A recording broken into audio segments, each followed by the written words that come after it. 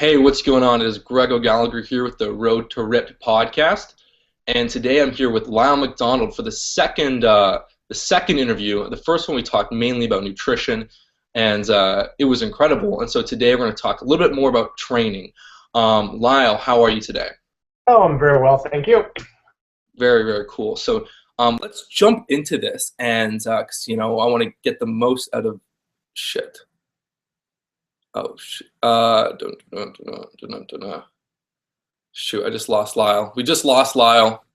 And he's back. Okay, let's try that again without the stupid bit. Yeah, sorry, little browser problems. No, I'm fine. Okay, cool. All right, so let's jump in and, because we got a lot that I want to talk about today.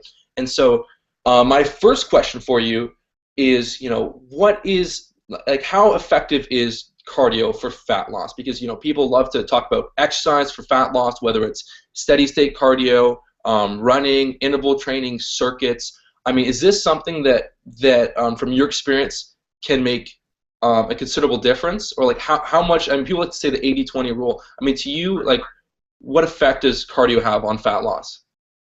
This is one of those things that's really complicated, and you see, all the extremes, and a lot of it is context-based. If you look at the studies that use exercise, and trained beginners or whatever, exercise in and of itself tends not to have a huge effect, unless you get folks doing a lot of it, like 2+ hours a day. And this is just kind of basic math. Trained people can't burn a lot of calories with exercise. They don't have the tolerance for it. They usually don't have the interest for it. I think a lot of the backlash against cardio is because, we got this message for years. Oh, just do a little cardio and the weight will drop off. And people think that brisk walking for 20 minutes 3 times a week is going to get it done. And that's really not the case. Obviously you can over time increase your exercise capacity, increase how many calories you can burn. But really, for the typical overweight beginner, exercise really from a pure fat loss standpoint is kind of a losing battle. Diet is certainly far more effective. You can cut 500 calories out of a terrible diet way easier than you can burn 500 calories with exercise. Even the interval thing, and I know people are really excited about intervals, and certainly the studies show that they get a lot more done, in terms of fat oxidation and maybe fat loss and whatever, and that's all good and well. In the studies, the problem is, again, with beginners, they are generally not going to work that hard. It's one thing to go to a lab and have a researcher screaming at you. Most people who try to do intervals are just not going to work that hard. I also question, given how many people get turned off of exercise when you murder them the first few workouts, I really question the whole interval thing the first day somebody gets to a gym. Have them do some basic, get them into a rhythm, get them doing stuff that's not killing them for 5 or 6 weeks, then you can worry about intervals. Now, when you start to get into trained people, folks that have a good exercise base, are very fit, you can certainly burn a lot more calories. I've written in a couple places that I find it ironic that the people that can really burn the most calories through exercise to help with fat loss are usually the ones that don't need it, right? A Tour de France cyclist who's riding for 6 hours is usually fairly lean to begin with, although they tend to get screamingly lean. But it's trained athletes that can burn a ton of calories in exercise. They're usually not the population that needs to be able to. So far as other contexts, there's an old saying that you can't out-train a bad diet, and there's a great deal of truth to this. Exercise can really be a double-edged sword. Certainly it can help with calorie expenditure, let you eat a little bit more when you're dieting down and you're starting to get those metabolic adaptations that can help to offset things that are slowing down. For smaller people, there's really a limit to how low you can take calories. Smaller women, even smaller men, you get to, I guess the current term is poverty macros or whatever, and when you're already at 1,200-1,300 calories a day, you're out of food. Like to keep reducing food intake, and food intake just sort of becomes a losing battle, and adding cardio may be beneficial no matter what sort. But again, unless you can do a tremendous amount of it, if your diet sucks, no amount of exercise is going to overcome that. And that's another place that exercise can really become a double-edged sword. Some people seem to, when they exercise, figure, I exercised, I should stick to my diet better. There's certainly a psychological component. But other people fall into that other trap, usually because they think exercise is burning way more than it is. Oh, I did aerobics. I probably burned 1,000 calories when they probably burned 350. I get to have that hamburger and milkshake because I earned it. Hey, why am I getting fat? Like that's so there's kind of a psychological issue. There's a physiological issue. Even the interval thing for dieters with good food control. People forget that these interval studies, that's all they're doing. So yeah, they did intervals 3 times a week and good things happened. People trying to add that while they're contest dieting or while they're lean and dieting hard and while they're lifting weights, that often causes a lot of problems. There's only so much high intensity training you can do, especially on a diet. And I figure if elite athletes typically only do intervals twice a week, this idea that a lean dieter should do intervals every day, somewhere someone has missed the point of this. Add to that 2 heavy leg days of training and you get into real problems real fast. So I guess, it almost comes back to the 80-20 thing. For most people, they need to worry about diet first. Exercise can help burn a few calories, help with fat mobilization. It may help some people psychologically.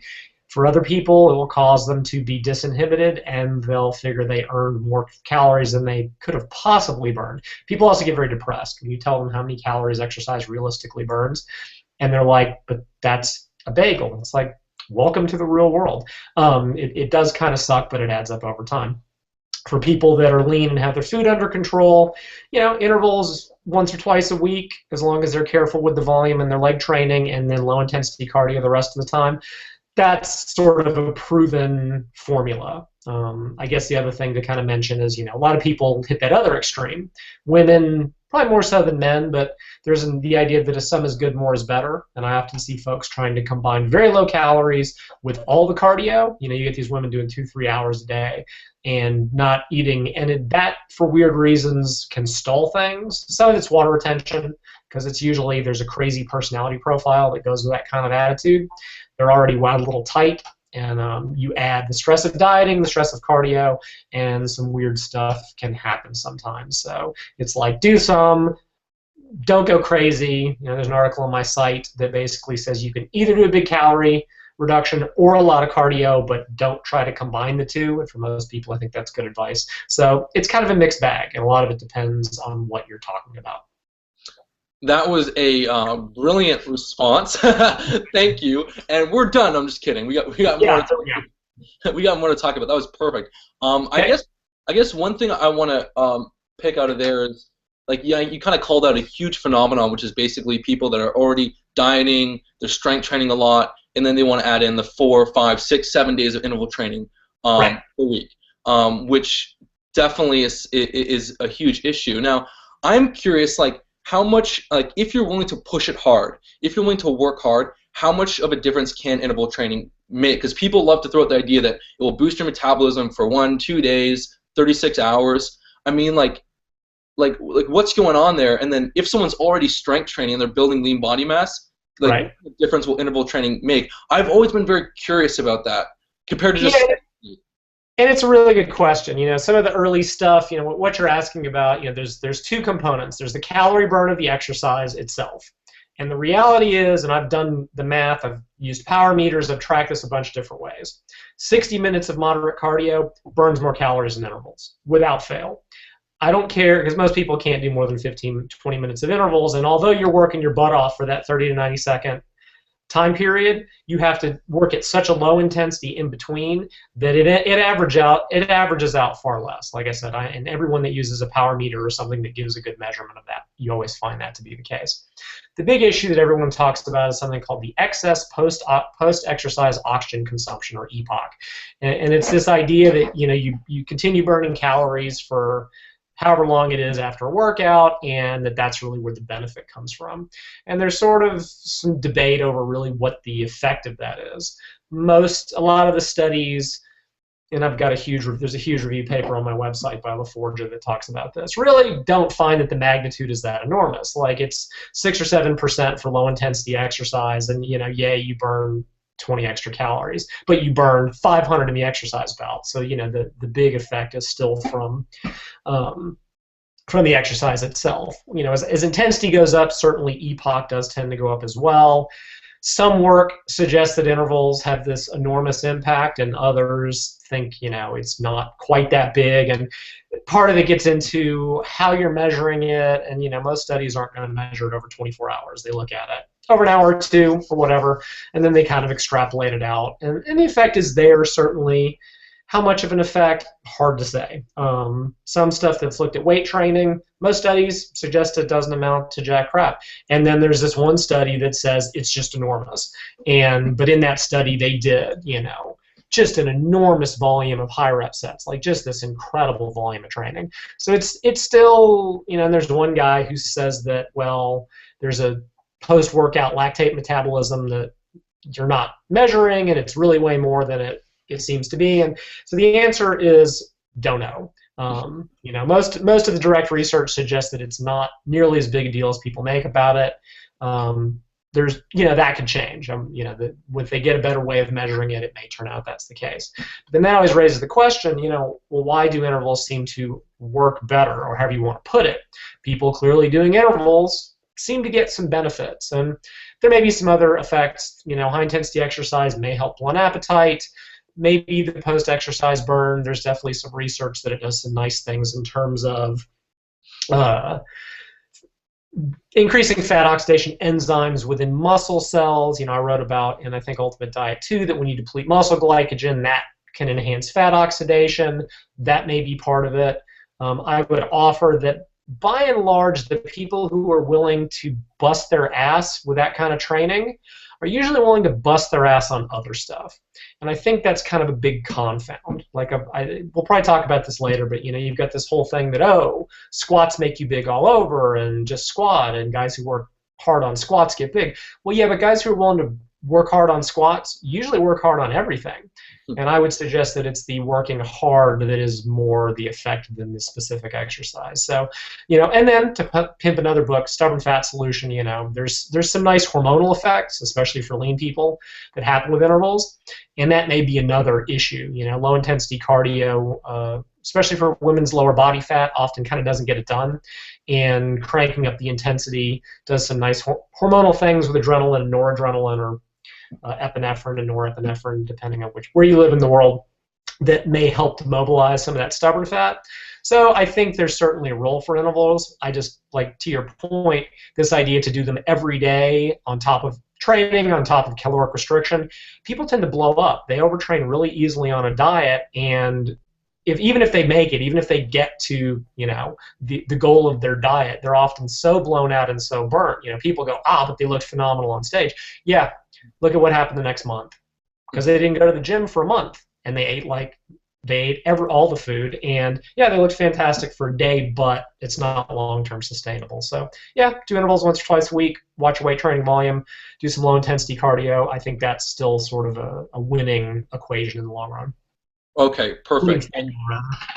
Right, and I guess my last question on this topic of cardio for fat loss is, what effect does cardio have on appetite? Because obviously, if an exercise is going to make you hungry and eat more, then Sure. that in itself will offset the fat loss. And that's kind of another big it depends. You've got some people saying that exercise doesn't work because it just makes you hungry. Well, the simple fact is that most of the literature disagrees with that. Most of it finds that even if people compensate and eat more, usually the amount they eat is less than what they burn during exercise. It does look like there's probably some individual variance. True hunger, which is leptin, ghrelin, PYY, GLP-1, all that stuff, all these hormones are all impacted by exercise to one way or another. It's entirely possible that different folks have different responses to that, and that may impact on the actual hunger. I think the big confound I mentioned earlier is some people play that game of, I'm going to exercise so that I can eat more. And what they're burning in exercise is not even close to what they're allowing themselves, because most people's estimation of caloric burn during exercise is just completely wrong. It's close to as bad as how much they misestimate their food intake. So again, average exercise bout, you might burn 5 to 10 calories a pound, 10 if you're willing to push. So for an hour, that's 600 calories. You can do that in a McDonald's meal, or your typical fast food burger alone, easy. Add fries in the milkshake, you burn 600 and you just ate 2,000. So that's not true hunger. That's like disinhibited eating, where people just like use, for whatever reason, they sort of figure they can eat more or whatever it is. But that's not true physiological hunger. But most of it says that in general hunger goes down, but there may be some people. One thing I found working with people years ago is that beginners, first few weeks often report being hungrier. And I think what's going on is their bodies are so bad at burning fat for fuel that it tends to do some weird stuff to their blood sugar levels. And usually by about week 4, that always seemed to go away, which is kind of on course with, you know, how quickly you'd expect fuel use to change. But that was just one of those things. And most of them were controlling their diet very well anyway, so it's hard to say that. Very interesting. Okay, perfect. So now we talked about, you know, exercise for fat loss. Let's shift into muscle growth. Okay. Now, you know, what does it really take to build muscle? I mean, people talk about volume, the amount of work you're doing in a workout, and intensity, the amount of weight you're lifting. I mean, like, what does it come down to gain muscle? And I guess how much muscle can you realistically build on a weekly, monthly basis? Okay, let's address that first question first, or the second question first, because it's a little bit easier. Some of the ideas about muscle gain, you know, what's claimed in the magazines and supplement ads are just out in left field. When you actually look at the rate of protein synthesis or kind of real-world changes, you know, a beginner male doing everything right might gain 20 to 25 pounds in a year. So do the math, that's maybe half a pound a week, and if you look at, you know, the actual rates of protein synthesis, it's about in that rate. Now, every once in a while, somebody will trot out a case study or an example. It's usually some skinny teenager who's experiencing what's called catch-up growth. And teenagers are in kind of a natural steroid cycle, and you train the crap out of them, get them to eat, and yeah, they gain a ton of muscle weight. But that's really not indicative of most people. You'll also see folks that are regaining muscle, seeing these really rapid rates of supposed muscle gain, and that's kind of disingenuous. Muscle memory is real. There's something to it. There was a very popular supplement a few years ago that I will not name, and their poster child was a guy that was regaining lost muscle and strength, and that really artificially changes things. You often see stuff that people claim is quick muscle mass, you know, creatine loading. I have one very entertaining book where the author claims that carb loading, which we know puts, you know, lean body mass on very quickly, is actual real muscle mass. I mean, I can deplete somebody and put 7 to 10 pounds of water and glycogen in them in a day. That's not real muscle mass. When you're talking about actual real skeletal muscle mass, the gains just aren't that quick, despite what people want to believe. It also, muscle mass kind of like fat, or muscle gain kind of like fat loss, seems to be kind of discontinuous. We didn't really talk about that in the previous question, but people always want fat loss to just come straight down the line, and it doesn't work that way. Like, they'll lose, and then they'll plateau, what's called a stall, and then they'll get this big whoosh, and water retention, there's just some weird stuff going on. And muscle gain almost seems to be the same. Like, they'll gain, and then they'll seem to plateau, and then like overnight, they'll gain 3 pounds or whatever it is. And I have no clue what causes this. It's just one of those things. Other athletes get the same thing. They'll train for a month with no adaptation, and then overnight, you know, you're on the bike, and suddenly your watts jump. Cyclists call that having the chain fall off. Suddenly, it just, and I don't know why. Gene, you know, whatever. Hand wave, gene expression, protein synthesis, central nervous system, fatigue, blah, blah, whatever. Doesn't matter, just it happens. So what's the stimulus?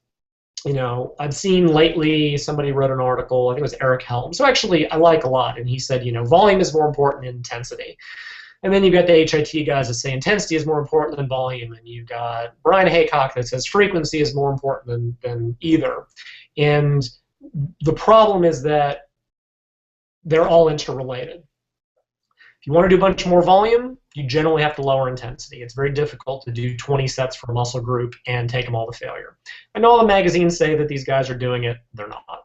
If you want to jack up intensity, and there's different definitions of either percentage of load, or most people use intensity to mean, you know, effort, how close they are to failure, that generally limits volume. You know, you've got systems like dog crap, where the focus is really on, you know, go to failure, then rest pause, to get the most volume for that one single intense set. You've got Brian Haycock's hypertrophy-specific training that sort of uses frequency as the prime driver. You train each muscle group 3 times a week, but you have to limit, volume and intensity per workout. So it's kind of on this triangle where what you're modulating has to affect all the others. And I think what you find, because if you're going to say volume is more important than intensity, well, why don't I just do 100 sets with no weight or with some handsy weight? If you say intensity is more important than volume, then why don't I just do positive failure, eccentric failure, isometric failure like some of the HIT guys? If frequency is more important than either, then why don't I train twice a day, 6 days? Like if you go to these absurd end extremes, you kind of see where there's a problem. So there's sort of an intermediate level for all of these things that tend to be sort of optimized. There's this monster review paper that everyone likes to cite that kind of looked at this. And it's like, yeah, there's too low of volumes, gives you less of a growth stimulus, but past a certain point, you reach a point of diminishing returns. More volume is not better. And this is true in all activities. I love it when people say you can adapt to any training. Okay, why does nobody train 24 hours a day, 7 days a week? Because you can't adapt to anything. You can adapt to a lot more than you think, but there's a limit. So beyond a certain point of volume, you're not stimulating more growth, you're just creating more fatigue. Beyond a certain point of intensity, either you're blowing yourself out so hard that you have to take really extended periods between training, or you're cutting your volume. I've seen people that if they take a set to failure, it just jacks their nervous system. It either wrecks them for the rest of that exercise. I've seen people for whom a set taken too hard to failure will wreck them for the workout. Those people need to keep the intensity in check.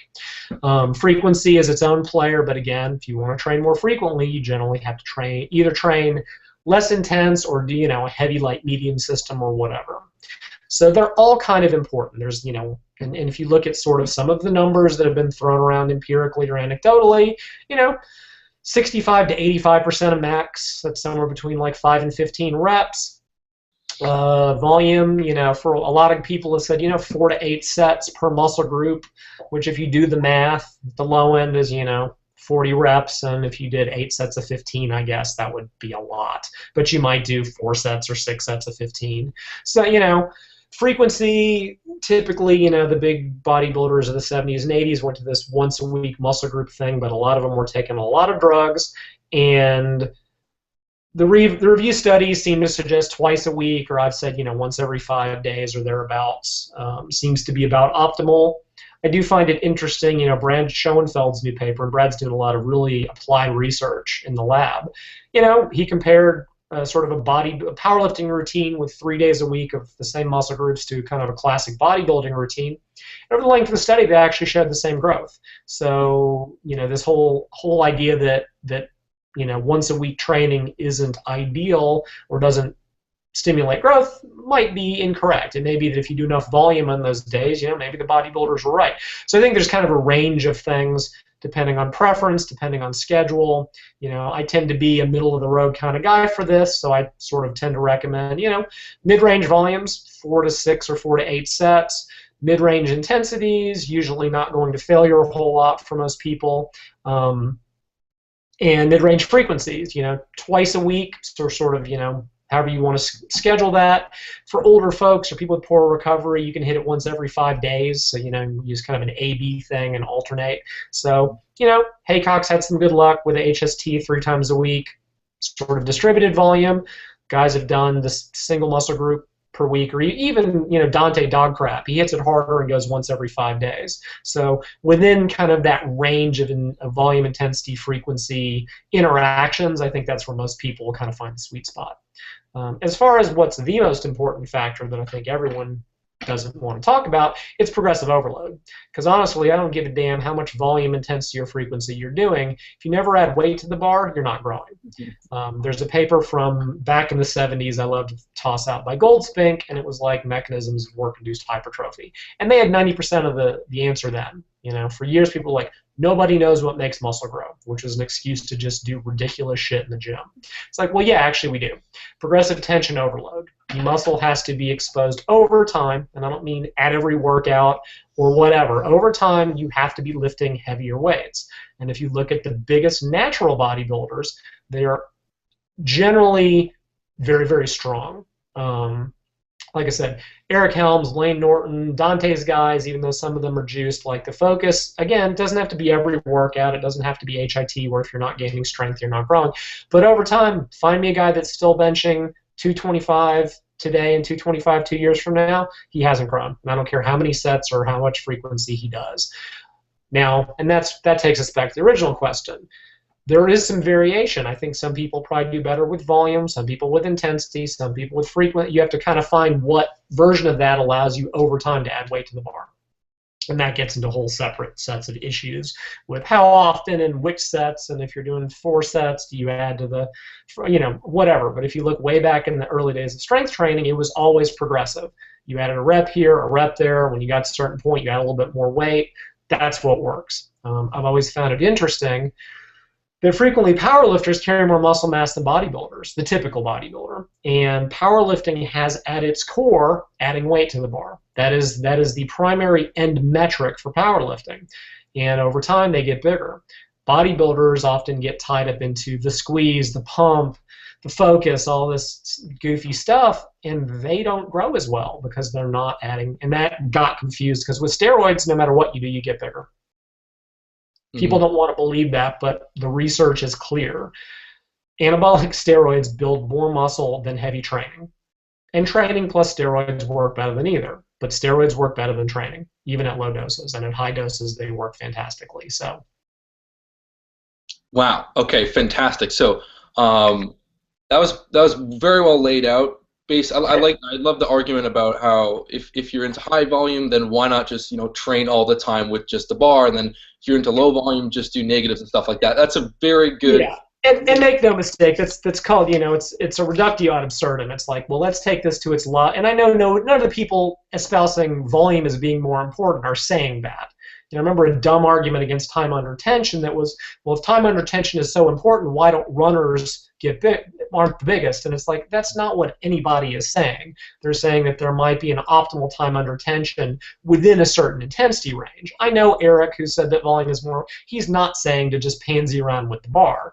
He's saying, I think that if you don't get enough volume per workout, that will be secondary to how, and I think there's a point to that. Again, the big review study found that 10 reps will build you some muscle, and 80 reps don't build you a whole lot. And somewhere in that middle, you do get the best growth response. So I think what he's saying is that up to a point, you need enough volume within the context of your intensity and frequency. And he's not saying he's not saying to do something ridiculous. I was just using that to sort of make that. If you're going to say one is absolutely more important than the other, well, why not just go to the extreme with it? Right. No. Yeah, I like that point of it's a matter of interplay, and then finishing off with the whole idea of progressive overload. And interestingly enough, I've always found that as far as adding weight to the bar, getting stronger in the gym, doing too much volume makes that very, very, very hard to do. Yeah, I agree. And so I've kind of gravitated towards myself with kind of not being afraid to cut back on volume if it means that I'm able to continue building strength long term, which has been interesting. There's one more thing I was gonna add there, but I guess the point is ultimately if you're doing sort of a higher volume, lower volume approach, as long as you're progressing in the workout, adding weight or reps, you will grow. And if you eventually. Okay. I mean, it's not quite that. Of course, again, just to make sure nobody mishears this, usually the argument or the extreme that people go to that is like, well, why not just do singles and power lift, like low repetitions? And I actually think Dante Trudell, who sort of invented dog crap training, said it best, or I certainly can't say it any better. And he said it's not just strength gains. It's strength gains in a moderate repetition range, and I think that's really a key qualifier, right? Yeah, again, Schoenfeld did that same study. He actually compared like 7 sets of 3 to 3 sets of 7, and they both got the same growth response, but 7 sets of 3 takes forever. A couple of the subjects got injured, joints tend to take a beating. Dante basically, you're working in that 5 to 15 rep range, just kind of that moderate repetition range. Making strength gains within that range is really what we're talking about here. Adding to something you said as far as volume, a lot of people will have more trouble adding strength or reps in higher repetition ranges. I don't know, maybe fiber typing, neurological, whatever, metabolite accumulation, don't know, don't care. But for some people, 4 sets of 15 is a losing proposition. They're simply not going to get much stronger there. Drop the reps to 12, they may be able to add weight more frequently. They might do better at 10s, 8s, 5s, whatever. I know that 5x5 is everybody's got quite the internet boner for right now. That can almost be too much. Too little volume and form can often break. So, somewhere between those extremes, people do have to find, where they're going to make their best strength gains over time. And there is some variation there. For some people, like I said, high reps are just a losing proposition. Right. I'm really glad you brought that up because yeah, I actually took this point away from when I was reading your work, and you were talking about how rate coding and muscle fiber recruitment, and that 5 to 8 rep range, you're pretty much getting the high end of muscle fiber recruitment, with as much volume as you can get away with. Whereas sure. So yeah, that's a great point. Yeah, adding weight to 1-2 rep maxes isn't going to have the same benefit as adding weight to Correct. 5-10 reps. And that kind of gets back to that thing, for a while, people were like, tension is the key. And I said, okay, well, if tension is all that matters, why not do a maximal isometric? That will give you the greatest muscular tension. Just do 1 second isometric. That will make you grow because there is a volume component. There was some early data that metabolite accumulation might be involved in the growth response, but again, at any of the extremes of intensity, volume, frequency, you kind of run into problems. So there is sort of a happy medium. There's some fiber type specific growth, and there's been the idea that lower repetitions hit more fast twitch type 2 muscle fibers, and type 1 fibers need more extended sets, and there's probably an element of truth to that. Lower rep sets tend to really be more tension related, higher reps a little more fatigue related. Tension plus fatigue plus progression tends to be another kind of winning formula.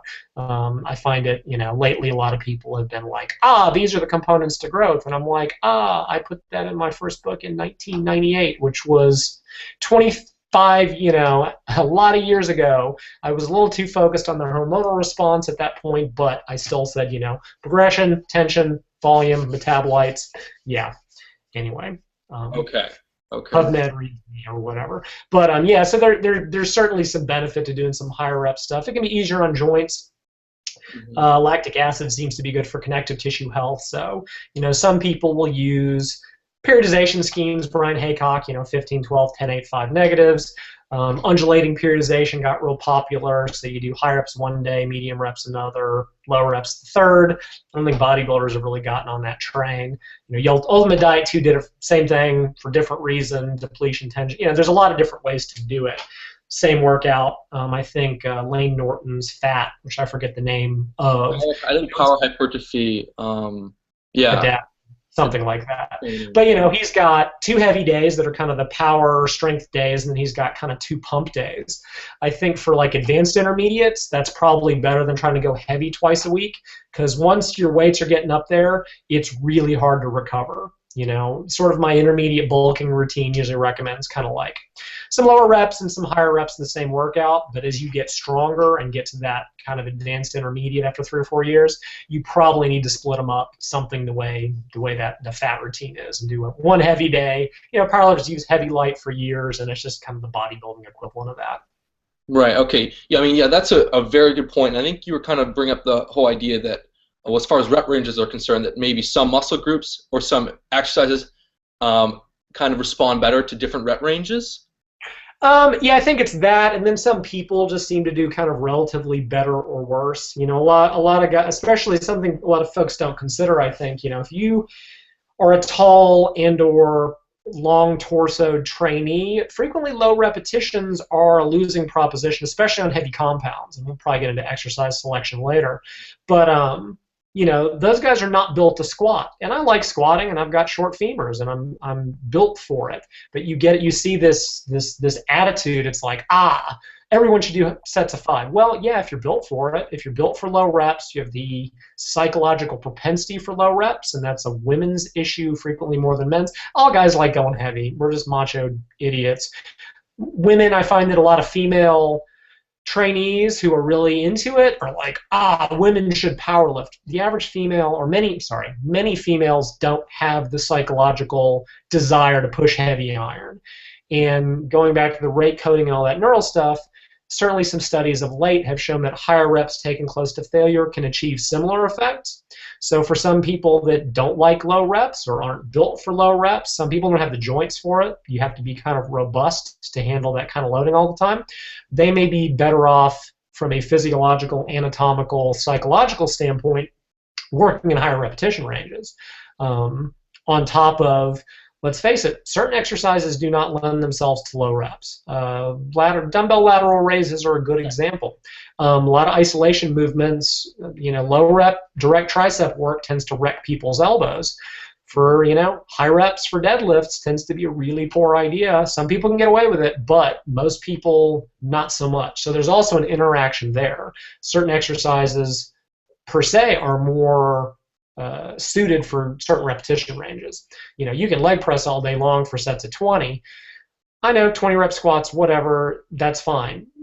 The only guy I've ever known that did a set of 20 rep deadlifts, and I've done it once, and I would never ever do it again, he was injured for like 6 months and then had the nerve to write an article advocating it. And I won't name who it is, but yeah, so there's a lot of interactions that I think people tend to forget. Right. Yeah. Okay, I was just gonna say, that's one of the issues I see with some of these, fitness experts is that they find one rep range that they love. Maybe it's 4 to 6. Maybe it's just 6 sets of 3 reps, and then they apply that to dumbbell lateral raises, to direct tricep work. And not only do you really not feel the muscle, you set up that you set yourself up for injury. So also your form just always goes out the window. Like, you show me somebody doing 6x3 on a lateral raise, and I'm going to see someone who's using mostly body English to heave the weight. It's just not.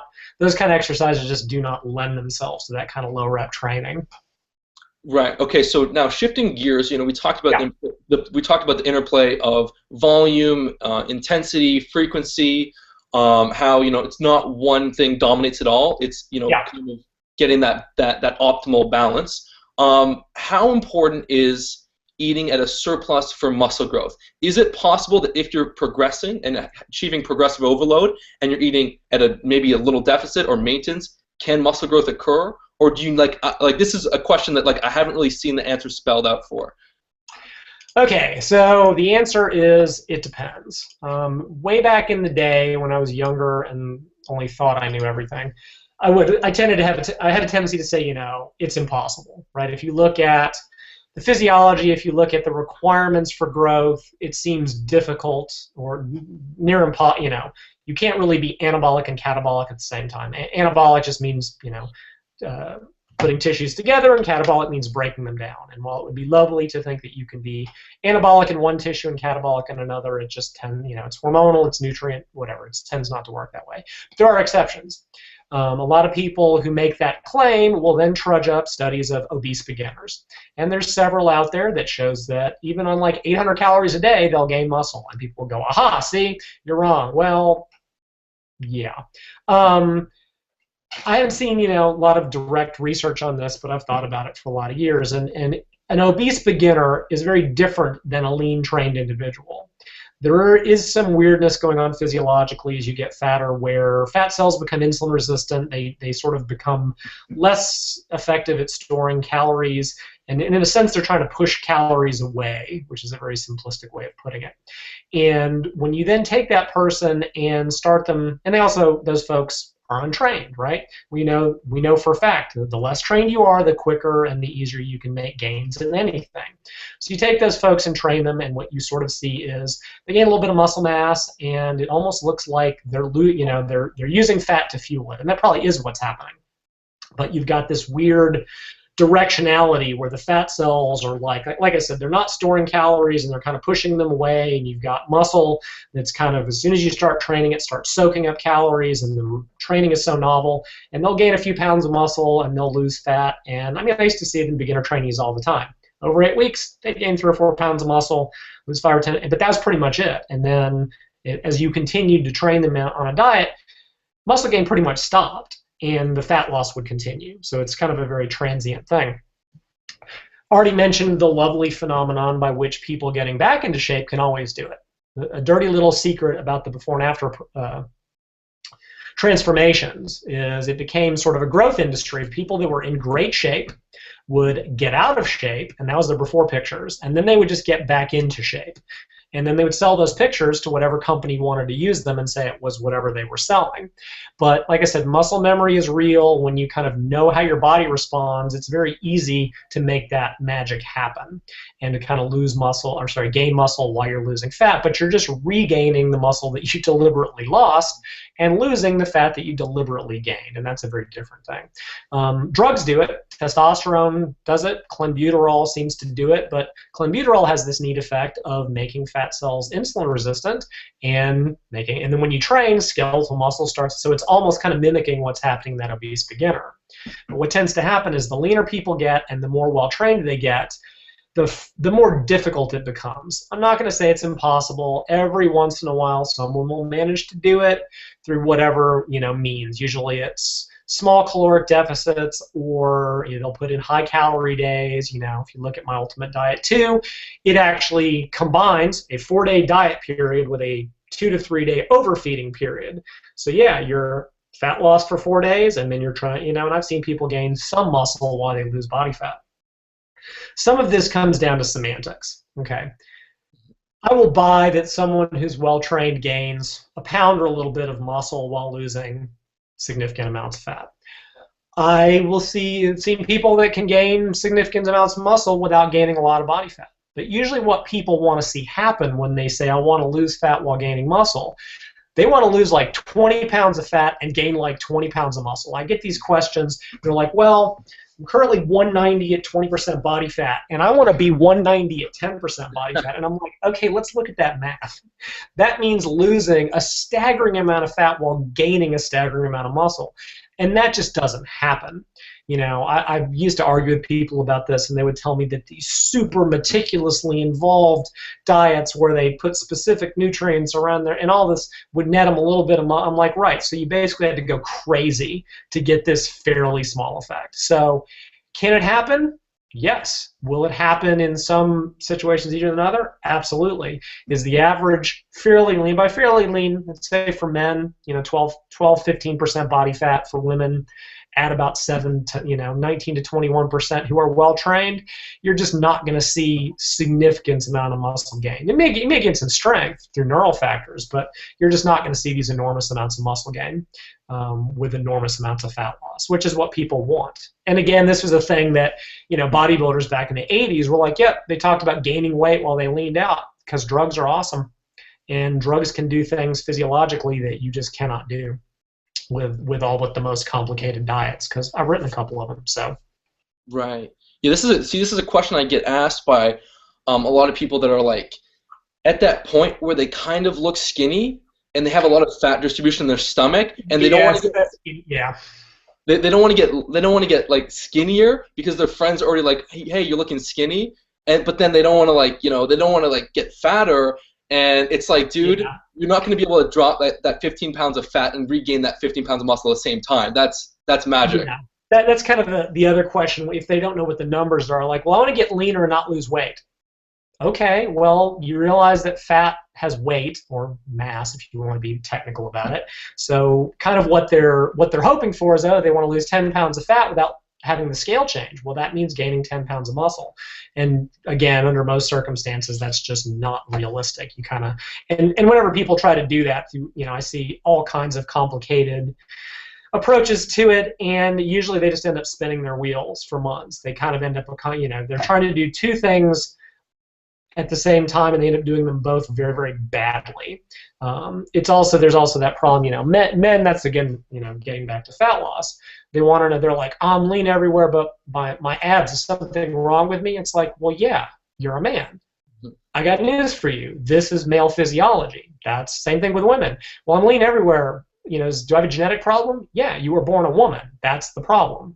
But there's not anything you can do about it other than get leaner. That's just the reality of the situation. If you're a dude, you're generally going to put your fat on around your midsection, and that's the last place it'll come off. And if you're a woman, hips and thighs, and you better accept that because it's just part of the gender specificity, and there's, again, very little that can be done about it.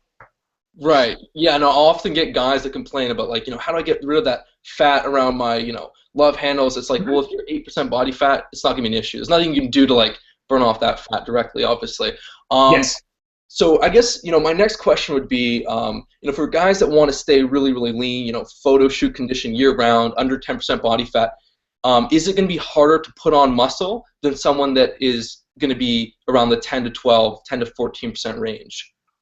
Yeah, that's a funny question. Years ago, I remember hearing, this anecdotal idea that that folks would gain strength better at, males at 12 to 15% body fat. And at the time, I kind of took that as just an excuse to get fat. I'm not so sure that's the case, though. One thing that you see as people diet down to leanness is hormones tend to go in the toilet. A lot of that is due to the dieting itself, and if you're at maintenance calories or above, the problem's not quite so bad, but frequently you do see some reductions in testosterone, increases in cortisol. Hormones are often not ideal as you get leaner and leaner and leaner. But there's a huge individual variance in that. Some people, usually they're genetically kind of lean, but some people, when they diet down, are, the hormones are relatively normal, and they probably won't have a problem. Other folks probably will do a little bit better at a higher percent body fat. I think usually the bigger issue when folks want to stay that 8% year-round or whatever is it can be done, but it's often very difficult to gain a lot of strength or muscle mass without putting on at least some fat. Like, yeah, you don't have to accept, do the GFH approach to get freaking huge, but it's often, you tend to make faster strength and muscle gains by putting on a little bit of body fat, and those folks end up cardioing so much and keeping their calories so under control that they're actually not eating in a surplus. They're restraining their food intake and keeping their activity so high that they're just not in a place to put on awful amounts of strength. If you even look at the best strength athletes, whether it's powerlifters, Olympic lifters, or whomever, most of those guys train at a heavier body weight. Olympic lifters are notorious for training 5 kilos over 10.5 pounds over their competition weight. Lets them eat more, lets them get stronger, flat out. Then they go either diet and dehydrate or both to make their weight class in the hopes that they won't crater their strength. People always kind of, they look at super heavyweights, you're like, well, fat doesn't lift the weight, and, why are they all such big fat bastards? It's like, well, number one, it lets them eat enough to handle the training. Number two, there's a leverage issue, actually. When you're moving big weights, if you're not a big boy, the weights tend to move you rather than the other way around. So even though fat is not really active in lifting the weight, it kind of lowers your center of gravity and gives you some better leverages. You'll also see Olympic lifters do this funny thing where they kind of squeeze, like, their big bellies act as a rebound on the squat, which is they actually have to start with a wider stance to fit around their big belly. That's only the super heavyweight class. I'm not saying people need to get that big, but yeah, I think the issue is A, potentially hormonal, and B, it's just those guys won't eat. Or, I'm sorry, you're not going to gain muscle eating chicken breast and veggies at every meal so you can stay lean and not hold water because you're insane. So, yeah, actually, like, kind of just pulling like a reference experience. There's always those guys that grew up fat, and they get lean, they diet, but they're so scared of getting fat again, they're unwilling to eat like 2,200 calories, and they're like 170. Like, yeah, and you see that most of the hard gainer thing, kind of in the same way that the overweight tend to overestimate their food. They're like, why am I not gaining weight? I eat a ton. I'm like, okay, write it down. Well, for lunch I had chicken breast, glass of milk, and some salad. I'm like, okay, that's about 300 calories. Where's the rest of it? They're doing that 3 times a day, and it's like, okay, you're really not eating that much. You think you are, because they have the opposite issue. So yeah, you get and it sucks. Once you've been really lean, and this is actually a danger of getting that lean, it screws with your head, man. Once you've been like contest people, physique athletes have the worst time. Once you've been 5% as a dude or 11% as a woman, normal body fat levels will make you feel fat as hell. Like at 9, no, it's true. People ask anybody. At 9%, a contest bodybuilder feels terrible. He's like, I look like crap. I'm fat as hell. Females who tend to be more towards that neurotic end of things to begin with, it's even worse. Like once you've been, so I've even seen a couple articles that I don't disagree with, questioning should you even try to get that lean? Because once you've been that lean, it's never the same. Any amount of body fat will make you just go nuts. And it's very hard to ever eat enough again. Right. Yeah, I guess that's definitely because I mean, yeah, if you're a guy getting down to 5% or a girl getting down to, I mean, whatever it is, 15, 14%, it's just not sustainable. And so then it kind of messes. So I can see how that can mess with your head. Yes. You know, we're almost finishing up here. Just a couple more. I mean, a couple more questions. One thing I'm curious about is you know, people love to talk about, you know, the power of free weight exercises and you know, free weights are so good. You know, just do like barbell, dumbbell. How does that compare to machines? And as far as like research or, you know, yeah, this is kind of like, we sort of touched on this before, and you know, people tend to be like, free weights are the best and machines suck. Okay, then why do you do leg curls and lateral raise and pull downs?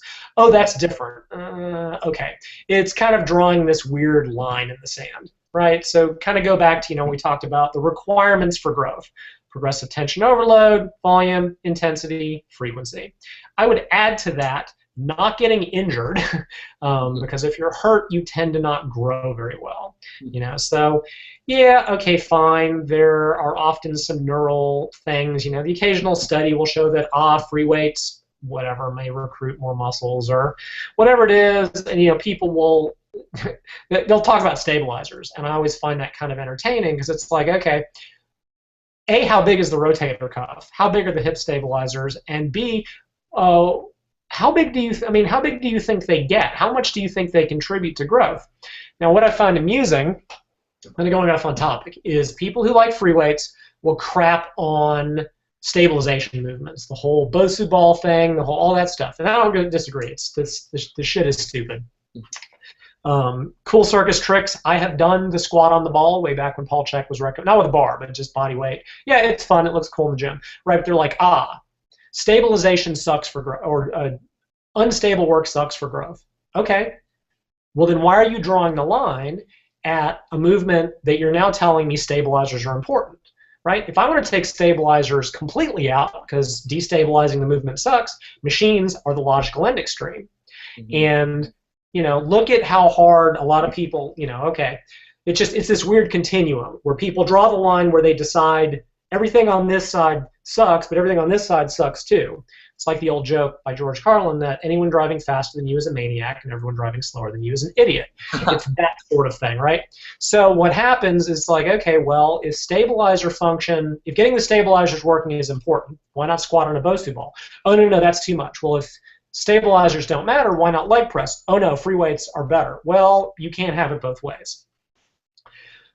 Again, I find that people's choice of exercise selection tends to be either what they dogmatically have been told or what they are good at. If you're good at squats, you will write articles that squats are the best for growth. If you suck at squats, you will, I've seen this for bench press for years. People that say that bench pressing is great for pecs tend to be built to bench press. They get a lot of pec involvement. They don't have a lot of weak points. Their triceps don't give out. People that say bench press sucks for chest either aren't built for it or more usually they don't know how to do it with the chest. I actually wrote a whole article on benching with the pecs for that reason. It's very easy to make bench press a front delt tricep movement and not use your pecs at all. So there's kind of, again, there's this continuum.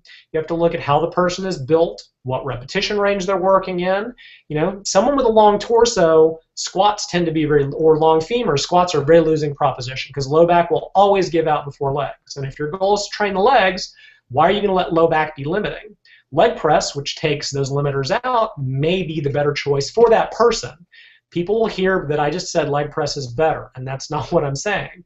For some people, squats are great. For most people, squat plus leg press is probably going to be better than either in isolation. It's not an either or. Look at how much people fight with dumbbell bench pressing when the weights get heavy. Starting it is a nightmare, because you're starting out at the bottom, and it's a really easy way to wreck your shoulders. They spend so much energy trying to balance the dumbbells or they go till the rotator cuff or the stabilizers give out, they're not getting probably as optimal a pec stimulation as if they bench pressed or if they, God forbid, did a chest press machine.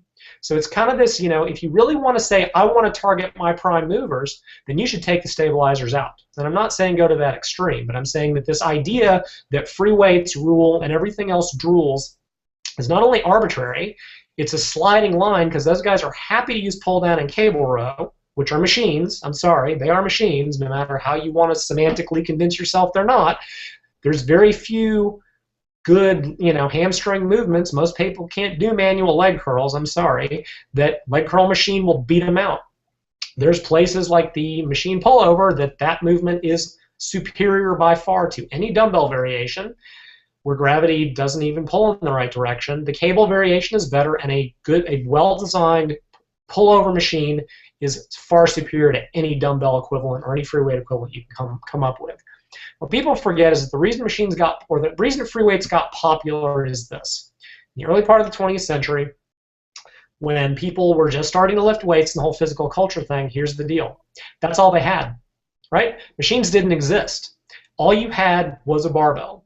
Now, if you want to talk about cheating or the machines are cheating, back in the day to squat, here's what you did. You tipped the bar up on its end, because you didn't have squat racks. You then had to tip it onto your shoulders, squat with it, and then tip it back to the ground. Okay, now when you can do that, it will be time for you to leave the dojo, right? Mm-hmm. Then squat racks came about, then power racks, and even then they were trying to fashion leg presses. There were all these weird devices. Actually, I've got a picture on my website. The way guys used to leg press, they would wear boots with a heel on it, and they would have someone, or they would actually press the bar over their waist, put it in their boot heel, do an inverted leg press, take it back, and put it on the floor. Leg presses are now a full body movement, right? But they wanted to develop machines to make life easier for themselves. I think if these macho free weight hardheads took a look at how some of the top athletes train, whether they're powerlifters, bodybuilders, less so Olympic lifters, they all do a mix, right? Powerlifters have to squat and have to bench and have to deadlift. And then they usually do machine stuff after because they're wrecked, right? If you've done heavy back squats and want to do more leg training, I define most to then go do more squatting, front squats or whatever. Your low back is trashed. Why not take that out of the equation and do leg presses like everyone has done for the history of ever? So yeah, free weights are great. If you're built for them, they're fantastic. If they get you hurt, if you're not built for them, again, high rep deadlifts, bad idea. High rep squats, you got to have really good technique. So I think, like I said, there's a very macho, hard-headed attitude that tends to fall into this, squats rule, machines drool, except when I decide that that's not the case. That was a brilliant answer. It's so funny that you're talking about the dumbbell bench presses and then instead of doing like barbell or God forbid, machine presses. I mean, I recently, I found in my training the last year or so that the stronger I get, doing heavy free weights will take a lot out of me. If I want to get that more volume in, I'm not going to be able to finish my chest off with incline dumbbell bench presses because it's going to take so much exhaustion just to get into the position, whereas I can get double the volume if I allow myself to do a bit of machine work. So it's actually a really cool balance to start with that heavy free weight work, get some stabilization, get perhaps more muscle fiber recruitment, and then get more volume in by doing a bit of machine work. Yeah, and I would even add to that, there's compounds are better than isolations. Well, sometimes, right? So somebody's just done, say, 4 to 6 sets of heavy barbell or dumbbell bench pressing. Now they want to do another, maybe now they want to train shoulders. Unless they have the triceps of the silverback gorilla, shoulder presses are not going to go anywhere, right? Triceps are fried. You're not going to get a good deltoid stimulus. Even for pecs, people that have long arms, 3 or 4 sets of bench and triceps are what are giving out. If you want more volume, I got news for you. Find a good pec deck. Even do dumbbell flies. Pick something that takes the triceps out of the equation. Again, the people who are just like, oh, all you need to do is press, invariably have very good levers. Their triceps don't give out for whatever reason, and they don't realize that other trainees, that is simply not the case. Now the counter argument, which I always laugh at, is people go, well, just do more benching until your triceps catch up. I've never seen it work. I've never seen it happen. The people that bring up weak points do it with weak point training. If your triceps are weak on bench, you don't just bench forever. You go do direct tricep work. Every powerlifter does it. Pretty much every top athlete, they don't fix weak points in a compound movement generally by just doing more of that movement. There are exceptions, I'm sure. Somebody will go, well, I did it. But I've never seen it work. I've never seen people just doing more bench ever have triceps catch up. Add direct triceps work, and whether it's isolation or whatever, and invariably the equation. But people like everything, they fall into these extremes. It's either free weights or machines. If you tell them that you leg press, you will get an answer of, well, why don't you just do 20 sets of leg extensions, you big pussy? It's like, that's not what I said. I see it in diet too. Tell people you want to eat grains. Well, I don't want to eat an 80% carb diet. Dude, that's not what I said. People play this, you either squat and you're a man, or you leg press and you're not. And no, there's a happy medium, and some is better for one than the other. So the end. Right. It's speaking of leg extensions. I mean, it's probably the easiest way to build that VMO. Yeah. It's hard to find, which is a really good, important muscle group to have like aesthetic legs. It's like I haven't found another exercise that can fatigue that muscle as well. But yeah, I mean that was beautifully said. I guess you know what? We're at the hour mark, and yeah, I think we can wrap up here because some of the other questions I had, I think we already addressed them. I mean, the last thing like I was gonna ask you was the whole idea about compound movements, heavy squats and deadlifts. Is there a whole body growth there? I mean, it's hard to quantify this stuff. Obviously, I think before you're mentioning that people that train hard with squats and deadlifts train hard at everything. And right. That might be, so I mean, is there anything else going on there that we the old idea used to be this hormonal response, and early stuff by Kramer and Fleck, who they were looking at supposed bodybuilding versus powerlifting training, and they were like, well, it was funny because they got it backwards. They're like, okay, bodybuilders have more muscle than powerlifters. Questionable, but at the time that was the case. So like, well, let's look at why. So then they were like, well, they had them do sets of 5 on 3 minutes, which is powerlifting training, or sets of 10 on a minute, which was bodybuilding training. And they found that, heavy squats and compounds for 5s jack testosterone up, and heavy sets of 10 raise growth hormone. Well, if you've just said that bodybuilders have more muscle, you can't then say, well, we know that testosterone is important for growth, ergo. Like, it's not illogical. You've basically contradicted yourself. But there was a big focus on that for the longest time, and there was supposedly this systemic growth. And pretty much I consider that hormonal response to be fairly irrelevant. It lasts for like 10 or 15 minutes. I've got a couple studies on my website, and one said maybe, and it might be a timing thing. What they did actually was train arms and then followed it with heavy leg training. The other one did leg training and followed it with heavy arms, and it's still kind of mixed, but I consider it a very secondary factor. I will add that my old mentor claimed to have found arm growth with nothing but 20 rep squats. But here's the thing. What's holding the bar? Your arms. There's actually, if you ever do 20 rep squats, your arms get tired. So I think there's a training stimulus there. The confound is, like I said, people that are willing to work hard on those movements are willing to work hard on the other stuff. And something else that I think people forget, you will hear people say, you must train legs to get big. And they will follow that up with a statement, man, why are there so many guys with huge upper bodies and no legs? Not realizing that those two statements completely contradict one another. Go look, the guys that just train chest and arms have bigger chest and arms generally than the guys that train a lot of legs. So you cannot kind of have it both ways. I think deadlifts are difficult to talk about because deadlifts are almost a whole body exercise. Like, yeah, will deadlifts build your back? Yeah, is it a generic growth response? No, it's because your back has to work like hell for a proper deadlift. That's why deadlifts are always hard to program.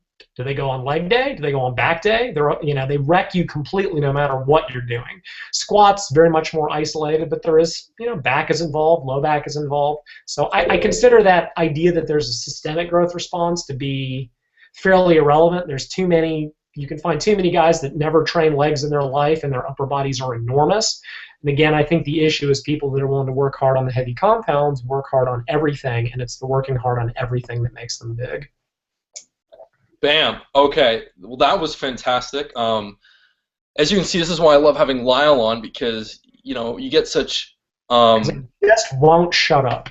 Yeah, that's one way to look at it. But, I mean, I love being able to ask you these questions that it's hard to get a clear answer on and, have some clarity there. which is very, very cool. So thank you so much for coming on. Just for people, if they want to check out your work, you're over at bodyrecomposition.com. That's where you're posting your articles, and I think you've had that site on for several years.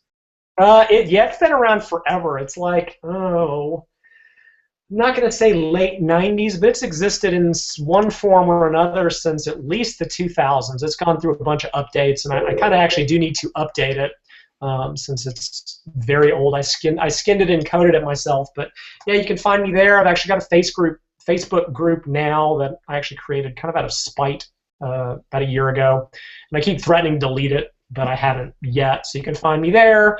Forums.lylemcdonald.com is my support forum.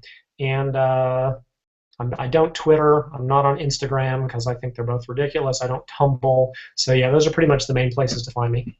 Okay, cool. And what can people expect for you in the next coming months? Well, shockingly, after let's just say last year was interesting, and after having kind of come through that on the other end, I've actually started writing again. One thing I did recently is to reformat my books for Kindle, although I haven't put them up yet. I'm still kind of waffling on the Amazon platform. And it's possible that I may be working on a new book project or two, but I'm not really ready to spill the beans. What started out as a fairly simple rewrite that, again, was pretty much done out of spite and out of annoyance with the current trend right now, has kind of taken on a life of its own. And then through that, I've gotten reinterested in an old abandoned project. So yeah, the next 4 to 6 weeks, I may have at least a new booklet out. I'm trying to figure out what the Kindle thing is, where that's going to go as of yet. People keep pushing me for training book. It's been in the back of my head forever. I could probably take the transcript of this and just put it in a Word document and be done, but I'll probably write a little more than that. So yeah, I'm finally kind of back into work mode after a few years of not being there and doing some other stuff. So there should be some stuff coming, and it'll all be announced on my website, the newsletter that I don't do much with, or Facebook or whatever. So you'll know. Well, yeah, thank you so much for pouring all this into this podcast. It's been awesome. For everyone listening, make sure to go check out Lyle's work at bodyrecomposition.com. And until the next episode, bye-bye. Thank you very much.